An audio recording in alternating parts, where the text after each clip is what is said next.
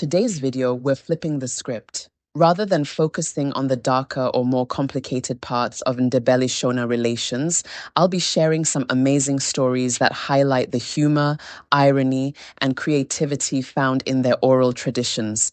Stories that show how both peoples made sense of conquest and cultural blending in truly fascinating ways. Here are a few stories drawn from folklore and historical commentary about this period, focusing on wit, cultural differences, and adaptation. The Shona who outsmarted the Ndebele. One popular story says that when Lobengula's warriors raided Shona villages for cattle and captives, they took several men back to serve in the king's kraal. Among them was a clever Shona man who pretended not to understand Ndebele at all. Every time he was scolded, he would reply in a confused Shona accent, Handinzwi, I don't understand. One day, the warriors were planning a raid and the Shona man overheard all their plans. When they mocked him, he nodded dumbly, but later he warned nearby Shona villages of the attack. When Lobengula found out, he laughed and said, that one has more brains than a herd of my bulls. Give him a wife. Maybe she'll teach him Ndebele. From then on, the man was treated with amusement rather than anger, and his descendants supposedly became full Ndebele speakers, but were always remembered as the clever Shona who fooled the king.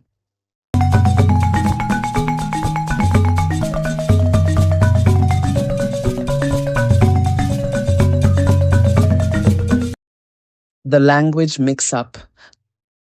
Another light-hearted tale says that after some Shona captives were absorbed into Ndebele households, they tried hard to learn the Ndebele language, but mixed up words in embarrassing or funny ways. One man is said to have greeted Lobengula one morning by saying, Gyazonda Nkosi, which means, I hate you, chief.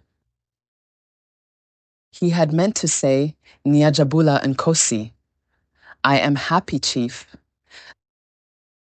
The whole royal kraal burst into laughter. Lobengula reportedly said, leave him. Even hatred sounds like loyalty when it's that badly spoken. From then on, that man was called Zonda, the hater, and his nickname stuck in the family line.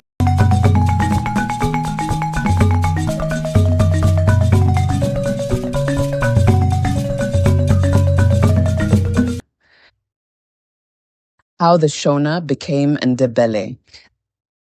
This is an ironic story told to explain why many Shona families today speak fluent Ndebele or have Ndebele surnames. When Lobengula's soldiers brought Shona women as captives, the women were so industrious, farming, brewing beer, and caring for cattle, that the Ndebele men began to compete for them as wives. Soon it was said, a man who marries a Shona woman never goes hungry. After a few generations, the children spoke Ndebele and took Ndebele names, but the grandmothers still whispered Shona prayers when no one was listening. The joke among the Ndebele elders was, you can take the woman from the Shona village, but you can't take the Shona out of her porridge.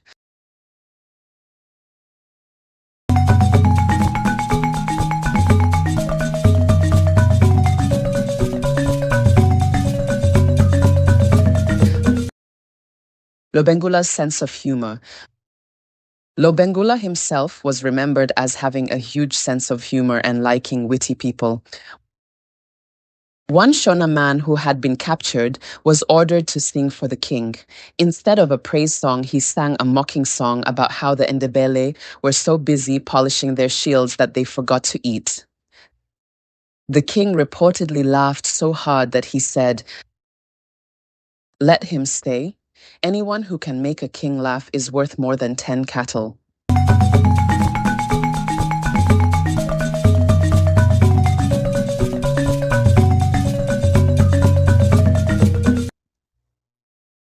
The taste of war and beer.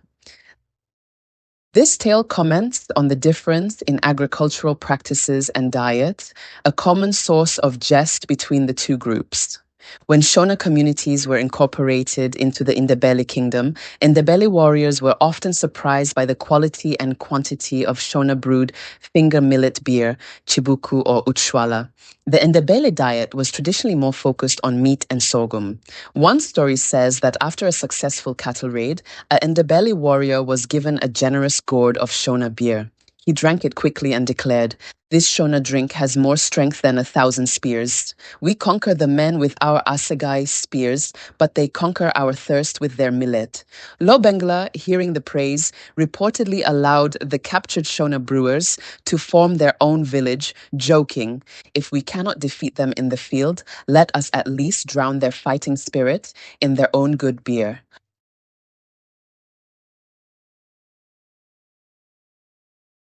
The irony lies in the conquerors becoming dependent on the cultural product of the conquered.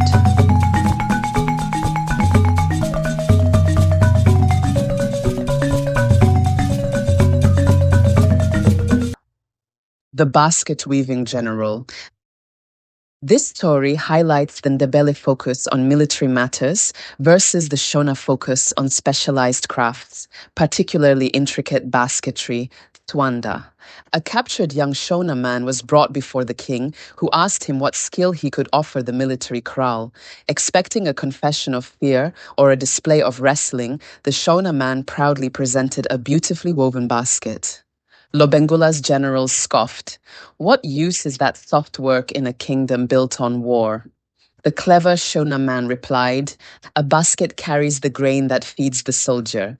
A poor basket spills the food, leaving your army weak. I do not fight, king. I ensure your army eats to fight." Lobengula, valuing practical wisdom, laughed and decreed that the Shona man would be responsible for ensuring the king's household always had the best, most durable containers for food storage. His title became jokingly translated as the General of the Granary.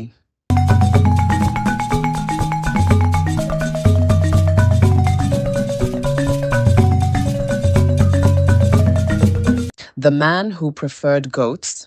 This anecdote is a piece of self-deprecating Ndebele humor about their own obsession with cattle, which were the ultimate measure of wealth.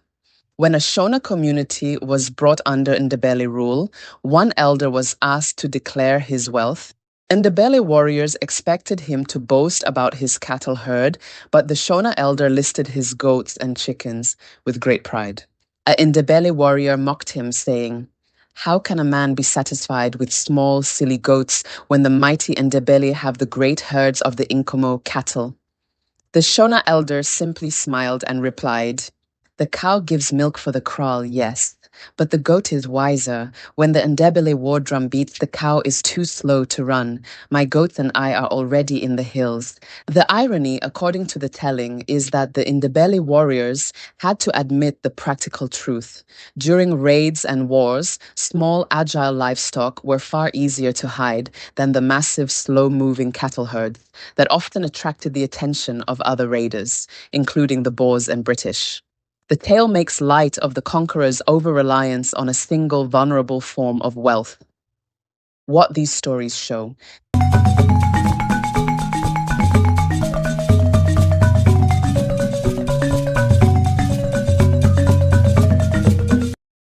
These humorous tales show that even in times of conquest and hardship, people used humor to survive and to negotiate identity. Over time, cultural blending through marriage, language, and everyday life softened divisions between Shona and Ndebele. Laughter was a form of resilience and diplomacy. It kept communities human in difficult times. If this video opened your eyes to the rich, complex, and surprisingly funny history of Zimbabwe, help us spread the word. Like and share this video, and subscribe so you don't miss our next deep dive into the legend of the Shona Peoples.